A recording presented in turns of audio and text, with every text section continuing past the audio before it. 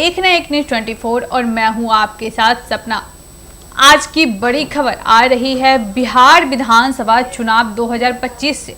जी हां, जहां महागठबंधन ने एक बार फिर एकता का प्रदर्शन किया है। पटना में आयोजित एक साझा प्रेस कॉन्फ्रेंस के जरिए राजद, कांग्रेस और वामपंथी दलों ने यह संदेश देने की कोशिश की है कि हम सब साथ हैं और इस बार एकजुट होकर एनडीए को चुनौती देंगे। लेकिन सवाल यह भी उठता है कि क्या ये एकता सिर्फ मंच पर दिख रही है या सच में अंदर से भी सब कुछ एक मत है। यही जानने की कोशिश करते हैं आज की इस रिपोर्ट में। आज दोपहर राजधानी पटना के एक होटल में महागठबंधन के तमाम बड़े चेहरे एक मंच पर नजर आए। राजद की ओर से तेजस्वी यादव, कांग्रेस की ओर से राजस्थान के पूर्व मुख्यमंत्री अशोक गहलोत, बिहार प्रभारी कृष्णा अलवरू, वाम दलों के नेता और वीआईपी प्रमुख मुकेश सैनी सभी ने साथ आकर गठबंधन की ताकत दिखाने की कोशिश की।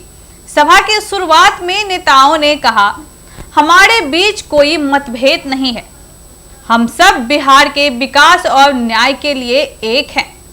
मंच पर मुस्कुराते हुए चेहरे थे, हाथ मिलाने की तस्वीर थी, लेकिन पर्दे के पीछे का माहौल कुछ और कहानी कह रहा था।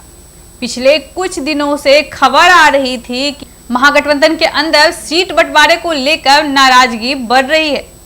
कुछ सीटों पर राजद और कांग्रेस दोनों के उम्मीदवार ने अपनी दावेदारी ठोक दी थी।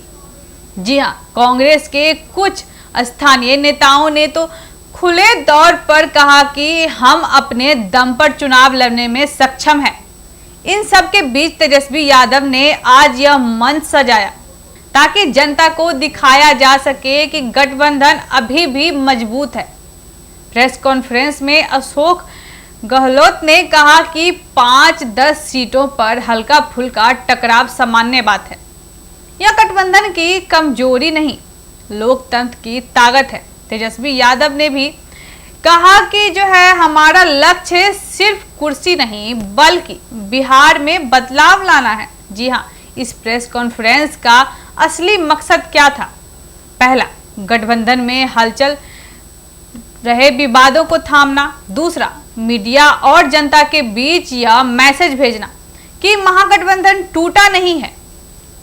इसके साथ ही तीसरा में था एनडीए को यह दिखाना कि विपक्ष अब बिखरा नहीं बल्कि एकजुट होकर लड़ने को तैयार है। इस मौके पर महागठबंधन के नेताओं ने कहा कि सीट बंटवारे का 90% काम पूरा हो चुका है, बाकी कुछ सीटों पर बातचीत चल रही है। उन्होंने बताया कि जल्द ही उम्मीदवारों की अंतिम सूची सार्वजनिक कर दी जाएगी। राजनीतिक मायने क्या है? जी, इसमें राजनीतिक विशेषज्ञों का मानना है कि यह प्रेस कॉन्फ्रेंस डैमेज कंट्रोल का हिस्सा था। गठबंधन के अंदर जो नाराजगी और भ्रम फैला हुआ था उसे रोकने के लिए यह एक दिखावटी एकता का मंच बनाया गया। लेकिन यह दिखावा कितना असरदार होगा यह तो आने वाले दिनों में ही मतदाता तय करेंगे। कई विशेषज्ञों का कहना है कि वोटरों को सिर्फ हाथ मिलाने की तस्वीर नहीं चाहिए, उन्हें भरोसा चाहिए कि अगर ये दल सत्ता में आए तो मिलकर चल भी पाएंगे। सभा में माहौल कैसा था?